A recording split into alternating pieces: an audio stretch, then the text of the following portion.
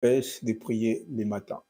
Oui, bien aimé, les prières matinales sont d'une très grande importance. En tant qu'enfant de Dieu, bien aimé, il faut toujours prier les matins. Comme j'ai dit tantôt, chaque jour, bien aimé, tu es exposé à beaucoup de combats, sans le savoir. C'est pendant la journée que tu es exposé à beaucoup de tentations. C'est pendant la journée, bien aimé, qu'on est confronté à beaucoup de choses. On doit prendre des décisions. Tu dois faire certains choix pendant la journée. C'est pourquoi, bien aimé, en tant qu'enfant de Dieu, c'est important de préparer toujours tes journées par la prière. Tu ne sais pas ce que l'ennemi a préparé contre toi. Tu ne sais pas quelle tentation à laquelle tu seras exposé. C'est pourquoi chaque matin, tu dois remettre tes journées entre les mains du Seigneur. Tu dois crucifier ta chair, bien-aimée, pour que tu ne sois pas exposé.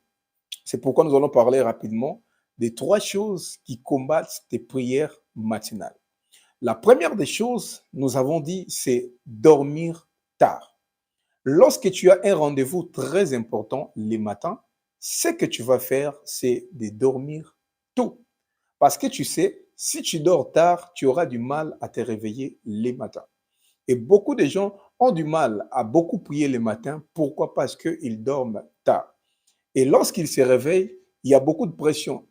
Il doit aller au travail, il doit faire certains travail à la maison et ça lui pose un problème.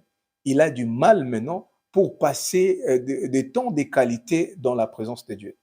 Comme je vous ai toujours dit, l'important, ce n'est pas de prier après s'être réveillé. Non, je vais prier parce que je viens de me réveiller. Je dois prier parce que je vais dormir. Ce n'est pas ça la chose la plus importante. Ce qui est important, c'est rencontrer Dieu pendant ces moments de prière. Nous, en tant qu'enfants de Dieu, nous ne faisons pas la prière comme des religieux. Non, nous ne sommes pas des religieux. Nous, le christianisme est basé sur notre relation avec Dieu. Donc, c'est-à-dire, lorsque je viens prier, je ne calcule pas tout en avance. Je ne dois pas me dire que non, je dois faire vite parce que je dois aller au travail. Non. Si je dois sortir les matins, donc je dois me réveiller très tôt pour prendre un peu du temps dans la présence de Dieu. Parce que c'est pendant que je prie, Dieu me parle. C'est pendant que je prie, Dieu me révèle certaines choses concernant ma vie, concernant mon travail, concernant tout ce que je fais. Comme j'ai dit tantôt, nos prières doivent d'abord nous changer avant de changer nos situations. C'est lorsque Jésus a dit à Simon, tu ne seras plus Simon, tu seras Pierre, et c'est sur cette pierre, je bâtirai mon église. Donc, c'est-à-dire, il y a certaines choses, avant que Dieu puisse te les accorder, il faut d'abord que la personne puisse changer. Il y a des qualités, des caractères que tu dois abandonner. Il y a des caractères que tu dois acquérir. Donc, c'est-à-dire, Dieu travaille d'abord sur la personne avant que la personne puisse travailler sur la chose que Dieu va lui donner. Donc, c'est-à-dire, si Dieu a dit que tu seras, par exemple, un orateur, tu vas parler de la parole de Dieu partout, il va d'abord travailler sur toi, sur ton caractère, sur tes compétences. Lorsque parfois tu es appelé à diriger les gens et Dieu trouve en toi cette impulsivité, tu as du mal à supporter les autres, tu n'es pas clément pour pardonner aux autres. Dieu va d'abord travailler sur ton caractère avant de te donner ce dont tu as besoin, ce qu'il a prévu pour toi. Parce que Dieu sait, s'il ne travaille pas d'abord sur la personne et il donne à la personne sa destinée, ou bien ce qu'il a prévu pour la personne peut passer à côté de sa destinée.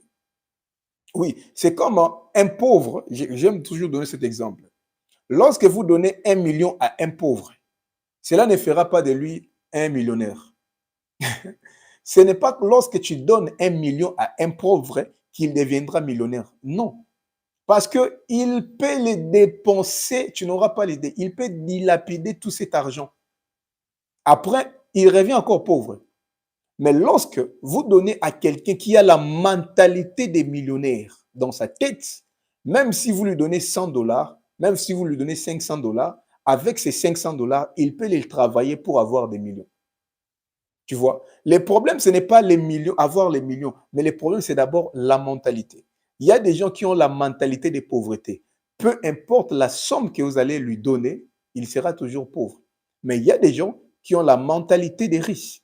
Donc, c'est-à-dire, lorsque vous lui donnez une bonne somme, une bonne capitale, bien aimé, un bon capital, comme allais-je dire, bien aimé, avec ce que vous lui donnez, il va les travailler pour arriver quelque part. Dieu sait ça. Dieu sait que les caractères si Dieu ne travaille pas encore sur ton caractère et il te donne certaines choses, ton caractère va te jouer des tours. C'est pourquoi Dieu travaille d'abord sur notre caractère. Et bien aimé, les moments pendant lesquels Dieu travaille notre caractère, c'est pendant la prière. C'est lorsque tu pries que Dieu va commencer à te donner un autre caractère. Dieu va commencer à te donner une autre nature. Au fur et à mesure, tu demeures dans la présence de Dieu. La présence de Dieu va te transformer. Bien aimé, la présence de Dieu, ce n'est pas seulement pour transformer, pour changer nos situations. Non, bien aimé. La présence de Dieu commence d'abord par nous changer, nous. C'est pourquoi, bien aimé, lorsque tu pries, tu dois être concentré, tu dois prier avec ton âme et conscience. Lorsque tu pries, il faut éviter les voyages des pensées. Mais nous, souvent, les matins, on est rapide. On prie, on fait une prière rapide parce que je dois sortir, parce que je dois vaguer à mes occupations quotidiennes. Bien aimé, c'est pourquoi il faut se réveiller tôt. Et pour se réveiller tôt, il faut dormir tôt. Il y a des gens qui ont du mal à prier la journée parce qu'il reste à la maison. Il a du mal à prier la journée parce qu'il y a des enfants, il y a ses frères, il y a beaucoup de gens qui vont les déranger. Mais les matins, lorsque tu te réveilles très tôt les matins, avant que tout le monde se réveille, bien aimé, tout est calme. Même Jésus priait avant que tout le monde se réveille pour être, pour être concentré.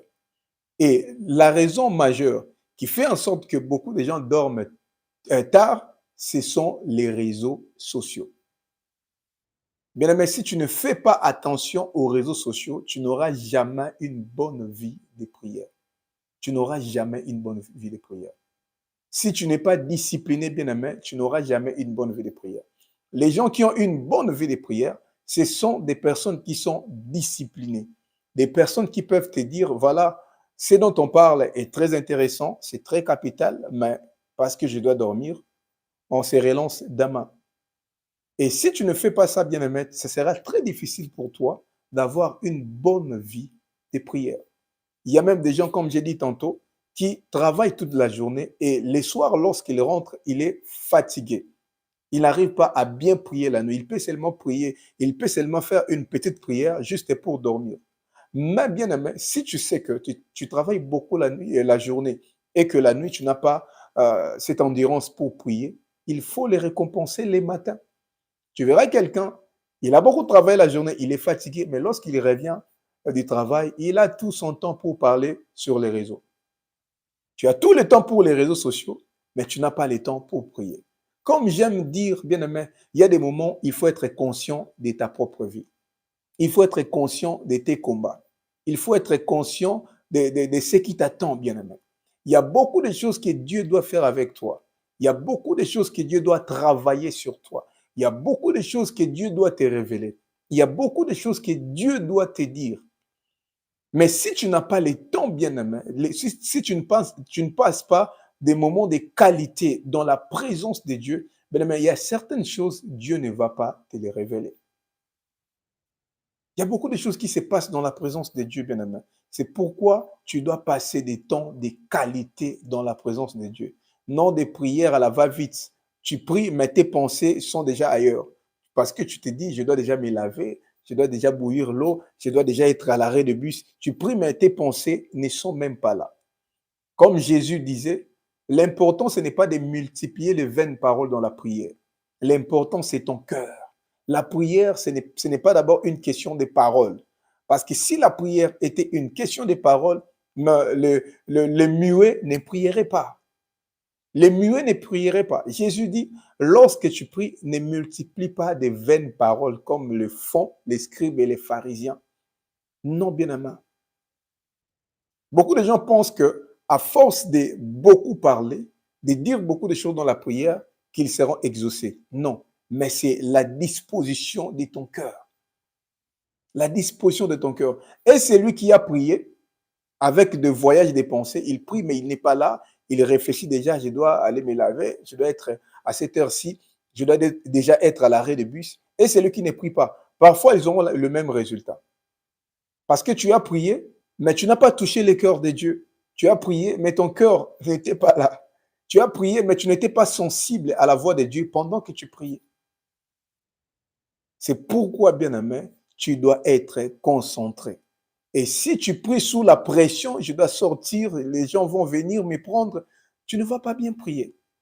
Tu ne vas pas bien prier. Pour y arriver, bien-aimé, il faut se réveiller tôt et être vraiment discipliné, surtout sur les réseaux sociaux. La deuxième raison, bien-aimé, c'est lorsque on pêche la nuit. La prière du matin se prépare la nuit. Mais qu'est-ce que le diable fait? Comme le diable ne veut pas que tu puisses prier le matin, il va te combattre la nuit. Il va parfois te faire pécher la nuit.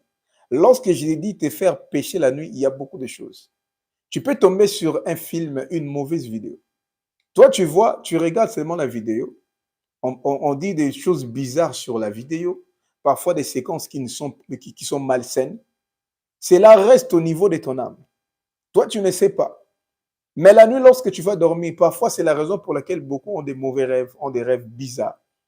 Parce que ce que tu fais avant de dormir, bien aimé, cela a un impact direct sur ta vie spirituelle, même sur ta vie de prière.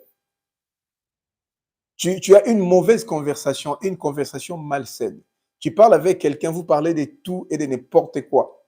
Toi, tu ne sais pas que cela va travailler même sur ta vie de prière. Tu viens de faire une discussion malsaine et tu vas bien prier. Non. C'est pourquoi le diable va te combattre la nuit. Il y a même des gens qui avant de dormir, qui se masturbent. Alors, tu te masturbes comme ça et tu penses que le matin, tu vas bien prier. C'est comme ça que le diable combat beaucoup de gens. Il y a beaucoup de gens même qui dorment sous la colère. Il discute avec son fiancé, bien sa fiancée. Voilà, comme la discussion était chaude, donc il n'arrivait pas à s'entendre et il dort comme ça sous la colère. Et les matins, il n'arrive pas à prier. Le diable combat beaucoup la prière du matin, la nuit, avant de dormir. C'est pourquoi, bien aimé, tu dois faire attention à ce que tu fais la nuit, à ce que tu fais avant de dormir. La vie de prière, comme je l'ai dit tantôt, ce n'est pas seulement ces moments-là où tu es en train de prier, mais tout ce que nous faisons pendant la journée, même avant de dormir, contribue directement à notre vie de prière. Les vidéos que tu regardes contribuent sur ta vie de prière. Les personnes avec qui tu parles contribuent à ta vie de prière. Tu peux parler seulement avec une personne. Et cette personne-là peut détruire toute ta vie de prière pendant un mois. Simplement à cause de la discussion que tu as eue avec cette personne. Elle te parle de choses bizarres. Et toi, tu ne sais pas, il nourrit tes passions charnelles. Il nourrit ta chair. Et lorsque ta chair est bien nourrie, ta chair étouffe ton esprit. On a une bonne vie de prière lorsque notre esprit est plus fort que notre chair. Mais lorsque toi, par ce que tu fais, par ce que tu regardes, par ce que tu dis, tu nourris ta chair, bien-aimé, rassure-toi, cela aura un impact direct sur ta vie de prière. Une seule discussion peut détruire ta vie de prière pendant un mois. C'est pourquoi tu dois faire attention à ce que tu fais, à ce que tu dis, à ce que tu entends, à ce que tu regardes. Cela contribue directement à ta vie de prière. Beaucoup de gens vont te dire, moi j'ai du mal à avoir une bonne vie de prière. Parfois je prie, parfois je monte, parfois il y a toujours les hauts et les bas. Mais c'est à cause de ça. C'est à cause de ça. Tu pries, tu es conscient de tes combats, tu vas avoir une bonne vie de prière, mais tu parles avec tout le monde. Il te parle de tout et de rien. Et toi, tu penses que tu auras une bonne vie de prière. Non. Un enfant de Dieu sait que on parlait bien avec cette personne. Mais les terrains où il veut m'amener, en tout cas, non. Ça va nourrir ma chair. Il faut qu'on arrête là. Il peut arrêter là. Et le lendemain, il t'écrit, non, désolé, en tout cas, je devais faire quelque chose, c'est pourquoi je ne t'ai pas rappelé après. Mieux vaut faire ça que de tomber dans ces pétrins. Mieux vaut faire ça. Et le diable, comme je l'ai dit, il est rusé. Le diable, lorsque le diable nous combat, c'est tellement subtil que si tu n'as pas cette perspicacité pour comprendre le diable, ben, tu passeras à côté de beaucoup de choses. Ça sera très difficile pour toi d'avoir une bonne vie de prière. C'est pourquoi un enfant de Dieu doit toujours être sensible à l'Esprit de Dieu. Lorsque tu parles avec quelqu'un et que la conversation commence à prendre une autre ampleur, même le Saint-Esprit va te parler. Le Saint-Esprit sera attristé. Et lorsque tu parles avec quelqu'un, tu dis des choses et tu sens que ton esprit commence à être attristé, bien aimé, il faut faire attention. Il faut faire attention. Le Saint-Esprit nous connaît mieux que nous-mêmes. Le Saint-Esprit connaît nos limites. Lorsqu'il voit qu'il y a quelque chose qui est devant, il va commencer déjà à te déranger, à te parler que non, ça, il faut arrêter. Et lorsque tu tombes sur une vidéo qui n'est pas digne d'un enfant de Dieu, le Saint-Esprit va te dire, ça, ne les regarde pas. Sinon, tu vas m'attrister, tu vas nourrir ta chair. Toi, tu nourris ta chair et tu veux avoir une bonne vie de prière. C'est impossible.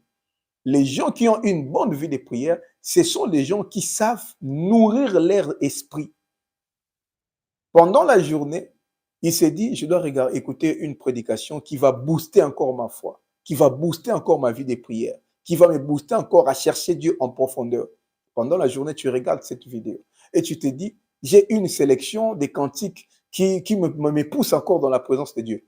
Bien aimé, il y a des cantiques, lorsque tu les écoutes, tu n'as qu'une seule envie, prier.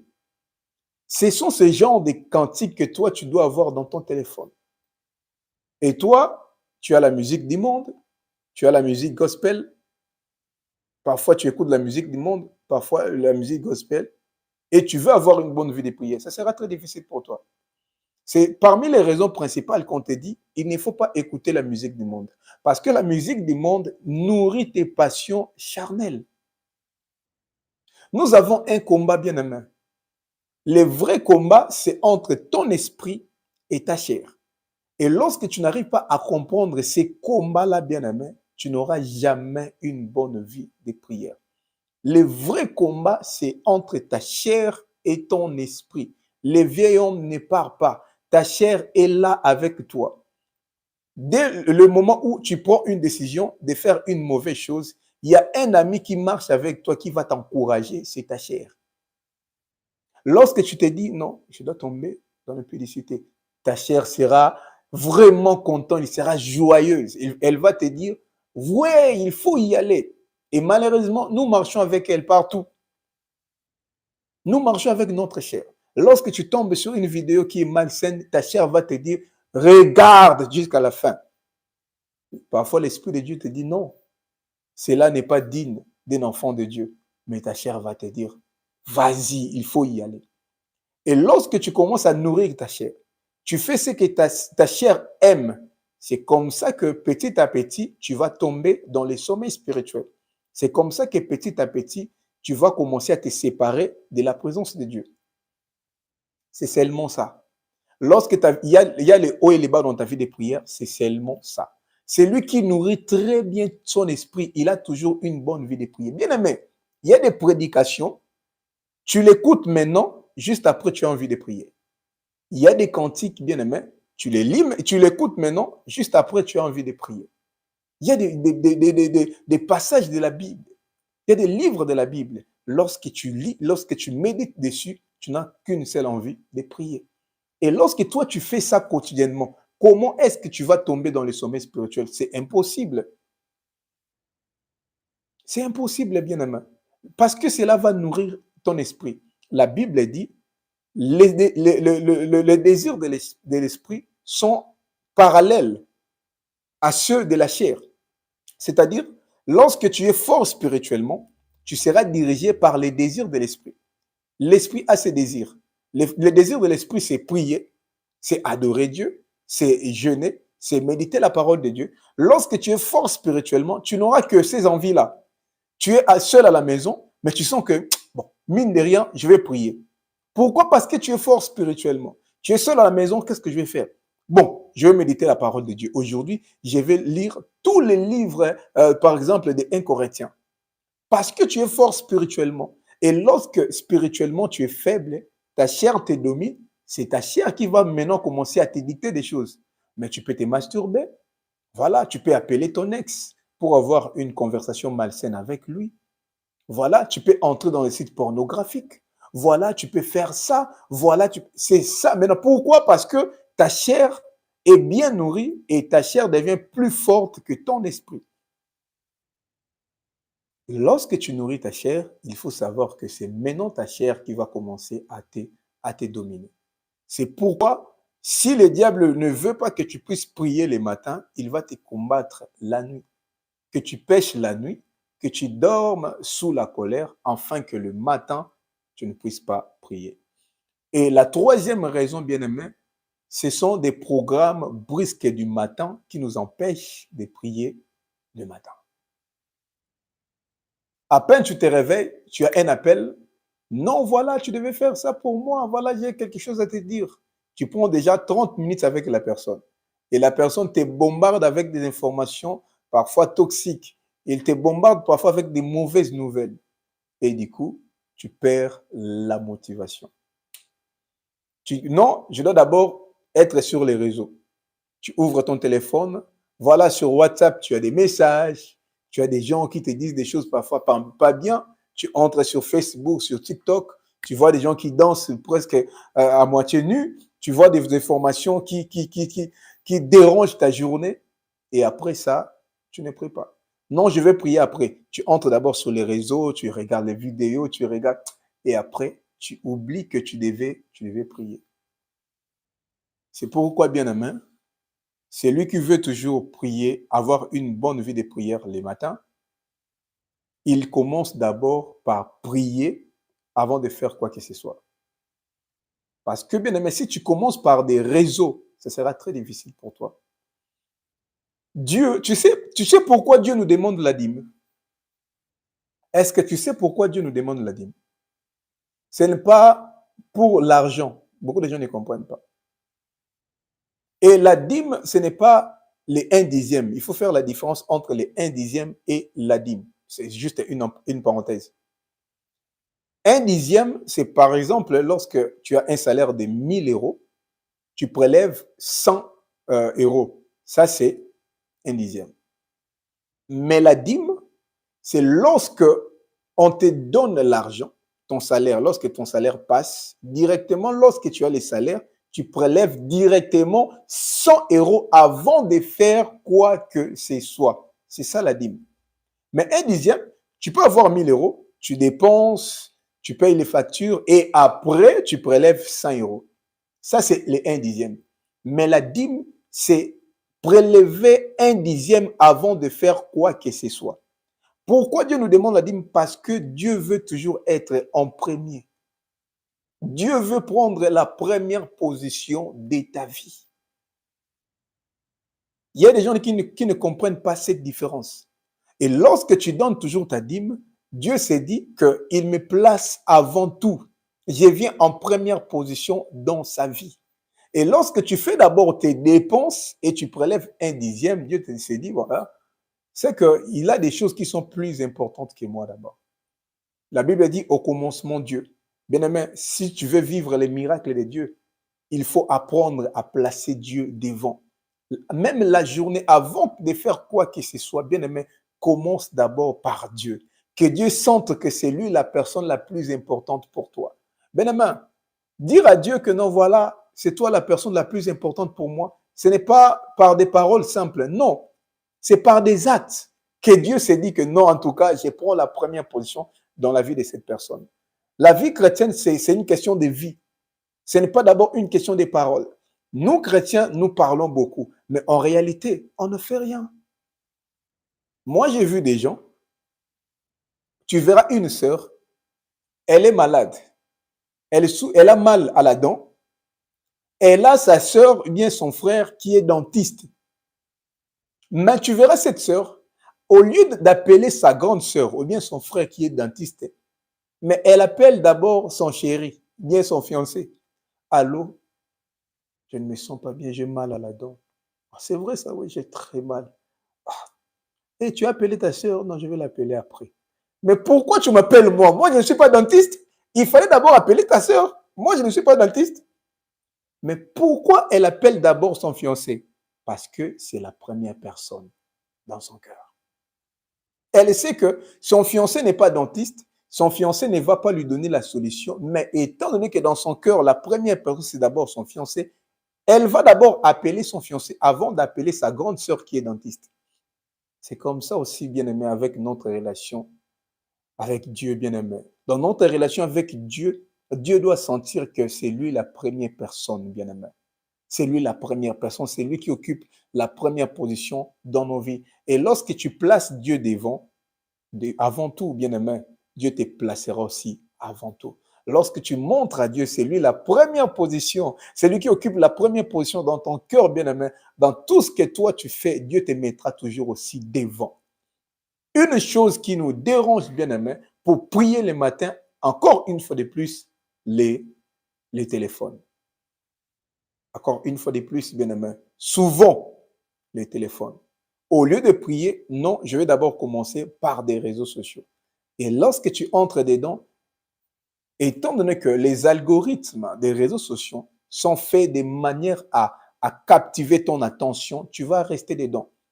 L'algorithme TikTok, Facebook, Instagram sont faits pour te proposer de meilleures vidéos qui puissent exister, de meilleures vidéos qui vont te plaire. C'est comme ça que tu vas enchaîner des vidéos, des vidéos, des vidéos. Pourquoi? Parce que l'algorithme étudie ton comportement. C'est une des raisons que nous, par la grâce de Dieu, bien évidemment, on arrive à bien parler de Dieu sur les réseaux sociaux. Pourquoi? Parce que on a compris comment on a programmé les algorithmes. Donc, si tu travailles sur base de ça, même le vidéo chrétien, moi, toutes mes vidéos, je les fais sur base des algorithmes des réseaux sociaux. C'est vrai que nous avons le message de Dieu, mais il faut comprendre comment les algorithmes fonctionnent pour que tes vidéos aussi soient mises en avant. C'est pourquoi, bien aimé, lorsque tu es sur les réseaux, tu es sur Facebook, on va commencer à te proposer que des vidéos qui vont commencer à te plaire. Parce que l'algorithme va étudier ton comportement. Si, je te donne un exemple. Si tu ouvres un compte TikTok aujourd'hui, tu verras, il y aura beaucoup de vidéos, parfois les vidéos en anglais. Lorsque tu ouvres nouvellement un compte TikTok, il y aura même des vidéos en anglais. Mais au fur et à mesure, tu vas commencer à utiliser cette plateforme. Petit à petit, il y aura plus de vidéos en anglais. Si par exemple, tu es dans un pays, par exemple, tu es à la Turquie, tu es en Turquie, bien aimé, tu ouvres un compte TikTok, il n'y aura que des vidéos de Turcs qui vont commencer à défiler. Mais au fur et à mesure, tu vas utiliser la plateforme. La plateforme va comprendre que toi, tu n'entends pas les Turcs. Tu n'écoutes pas les Turcs. Et ils vont commencer à te proposer des vidéos que toi, tu préfères. Si tu es, par exemple, congolais, tu vas commencer à taper dans des barres de recherche des titres qui sont en lingala. Petit à petit, l'algorithme va comprendre que non, c'est un Congolais, il aime beaucoup plus les vidéos en lingala. C'est comme ça qu'après, tu ne verras plus de vidéos en turc, bien des vidéos en anglais. Tu verras beaucoup plus de vidéos des Congolais. Pourquoi l'algorithme a compris que toi, tu aimes beaucoup les vidéos des Congolais? Donc, c'est pour te dire que la manière dont tu utilises tes réseaux sociaux, les algorithmes des réseaux sociaux étudient ton comportement. Donc, ce qui revient à dire, à chaque fois lorsque tu entres dedans, ils vont te proposer des vidéos qui vont te plaire. Parce qu'ils ont déjà étudié ton comportement. Ils ont déjà étudié ce que toi, tu aimes. C'est pourquoi, bien aimé, tu dois faire attention avec les réseaux sociaux. C'est qui combat notre vie de prière, les réseaux sociaux. C'est facile de rester 2 heures du temps sur les réseaux sociaux que de passer 2 heures du temps dans la présence de Dieu. Bien aimé, il y a des choses qui doivent changer dans ta vie. Bien aimé, il y a des caractères qui doivent changer dans ta vie. Bien aimé, Dieu doit te donner une autre nature. Bien aimé, il y a des choses que Dieu doit te révéler par rapport à ta destinée. Bien aimé, il y a des petits détails te concernant que Dieu doit te donner. Mais pour ce faire, bien aimé, tu dois demeurer dans la présence de Dieu. Tu dois demeurer dans la présence de Dieu. Celui qui demeure dans la présence de Dieu, bien-aimé, sa vie devient souple. Beaucoup de choses vont commencer à couler dans ta vie, bien-aimé, à couler dans ta vie. Tu as besoin de la présence de Dieu. Tu as besoin d'une bonne vie de prière. Bien-aimé, fais attention avec les réseaux sociaux. Cela va détruire ta vie de prière. Que ces messages t'aident à te relever dans la prière, à être un homme discipliné, à être une femme disciplinée, surtout avec les réseaux sociaux. Tous ces mondes-là qui ont une bonne vie de prière, ce sont des personnes qui sont disciplinées. Des personnes qui se disent que moi, avant tout, c'est d'abord ma prière. C'est vrai que j'ai beaucoup de programmes, c'est vrai que je me sens fatigué, mais je dois d'abord prier parce que je sais comment la prière est très indispensable pour moi. Et lorsqu'il prie, il est concentré, il prie avec son cœur. Il ne prie pas sous pression. Non, je dois aller au travail parce qu'il se réveille très tôt pour prendre suffisamment de temps dans la présence de Dieu. Bien aimé, si tu le fais, bien aimé, toi-même, tu verras comment les choses vont commencer à couler dans ta vie, comme une chute d'eau. Il y a beaucoup de choses qui ne marchent pas parce que tu n'as pas encore compris certaines choses. Dans la présence de Dieu, le Saint-Esprit va t'enseigner beaucoup de choses, bien-aimé. Il n'y a aucun homme qui parle plus que Dieu. Il n'y a aucun pasteur qui sait enseigner plus que le Saint-Esprit. Il n'y a aucun pasteur qui sait parler plus que le Saint-Esprit. Il n'y a aucun prophète qui maîtrise ta vie plus que le Saint-Esprit. Il n'y a aucun prophète qui maîtrise ta destinée plus que le Saint-Esprit. Le Saint-Esprit va te parler avec le moindre détail de ta vie. Et pour se faire bien-aimé, tu dois grandir dans ta relation avec Dieu. C'est pourquoi, bien-aimé, apprends à respecter tes moments de prière les matins. Que Dieu nous bénisse abondamment. Commentez la vidéo, partagez surtout avec la famille. Bien-aimé, contribue à l'évangélisation. Évangéliser aujourd'hui dans cette génération, ce n'est pas seulement parler de Dieu comme moi je parle. Peut-être toi, tu n'auras pas cette facilité de parler comme moi. Mais partager à quelqu'un juste une vidéo chrétienne, c'est déjà l'évangéliser. Que Dieu vous bénisse abondamment et on se voit à la prochaine vidéo. Bye bye.